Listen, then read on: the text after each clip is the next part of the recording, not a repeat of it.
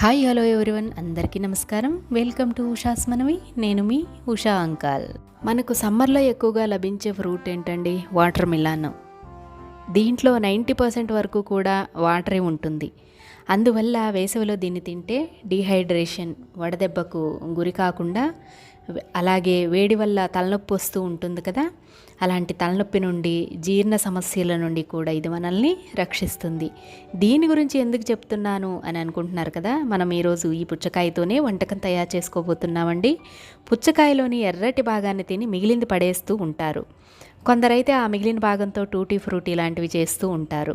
మనకు ఆ ఎర్రని గుజ్జులో కంటే కూడా మిగిలిన వైట్ కలర్ పార్ట్లోనే ఎక్కువ పోషకాలు అనేవి ఉంటాయని తెలుసా? లేదు కదా, అందుకే పడేస్తూ ఉంటాము.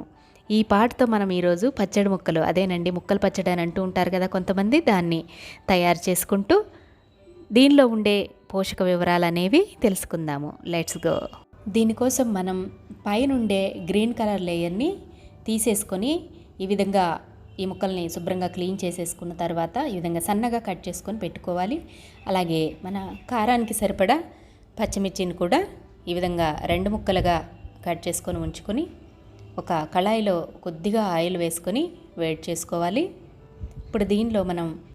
ఇప్పుడు ఈ నూనె వేడైన తర్వాత దీనిలో పచ్చిమిర్చి ముక్కలు, టమాటో ముక్కలు, అలాగే కొద్దిగా కొత్తిమీరను కూడా యాడ్ చేసుకొని మనం ఒకసారి కలుపుకొని మూత పెట్టి సన్నని మంట పైన దీన్ని వేయించుకోవాలి.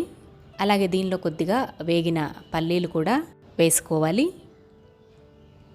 కొన్ని వెల్లుల్లిపాయ రెబ్బలను కూడా వేసుకుందాము. ఈ పుచ్చకాయలో విటమిన్ ఏ, అలాగే విటమిన్ సి, మెగ్నీషియము, పొటాషియము లాంటి పలు రకాల పోషకాలు అనేవి ఉన్నాయండి. ఇంకా దీనిలో అయితే పలు రకాల యాంటీ ఆక్సిడెంట్స్ కూడా ఉన్నాయటండి. దీనిలో కొద్దిగా చింతపండు కూడా వేసుకుంటున్నానండి. వేసుకున్నా ఏం లేదు, వేసుకోకపోయినా టమాటోలో ఉండే పులుపైన మీకు సరిపోతుంది. నాటు టమాటాలు అయితే నేను హైబ్రిడ్ టమాటో వేసుకున్నాను కాబట్టి అవి పులుపు అనేవి ఉండవు కాబట్టి కొద్దిగా చింతపండుని యాడ్ చేసుకున్నాను. ఈ బాగా వేగిపోయిన తర్వాత కొద్దిగా చల్లార్చుకొని ఈ విధంగా మనం పేస్ట్ చేసుకొని రెడీగా ఉంచుకోవాలి. ఇప్పుడు అదే కళాయిలో మరి కొద్దిగా ఆయిల్ని యాడ్ చేసేసుకొని పోపు దినుసులు, ఎండుమిరపకాయలు వేసుకున్నాను. ఇవి కొద్దిగా వేగిన తర్వాత దీనిలో కొంచెం కరివేపాకు వేసుకున్నాను. అలాగే సన్నగా కట్ చేసి పెట్టుకున్న ఉల్లిపాయ ముక్కలు వేసుకొని ఒక్కసారి కలుపుకోవాలి, అంతేనండి. దీనిలో కొద్దిగా పసుపు కూడా వేసుకున్నాను. ఇప్పుడు మనం స్టవ్ బంద్ చేసేసుకొని మనం ముందుగా పట్టుకున్నాం కదా ఆ పేస్ట్ అనేది వేసుకోవాలి. అలాగే సన్నగా కట్ చేసి పెట్టుకున్న ఈ పుచ్చకాయ ముక్కలను కూడా వేసుకొని రుచికి సరిపడా సాల్ట్ కూడా యాడ్ చేసి మొత్తం బాగా కలిసేలాగా మనం కలుపుకోవాలి.